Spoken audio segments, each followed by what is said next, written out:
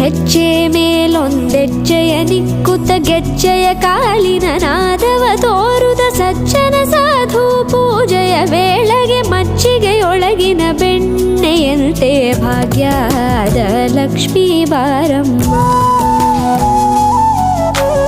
ಹೆಜ್ಜೆ ಮೇಲೊಂದೆಜ್ಜೆಯ ನಿಕ್ಕುತ್ತ ಗೆಜ್ಜೆಯ ಕಾಲಿನ ನಾದವ ತೋರುದ ಸಜ್ಜನ ಸಾಧು ಪೂಜೆಯ ವೇಳೆಗೆ ಮಜ್ಜಿಗೆಯೊಳಗಿನ ಬೆಣ್ಣೆಯಂತೆ ಭಾಗ್ಯದ ಲಕ್ಷ್ಮೀ ಬಾರಮ್ಮ.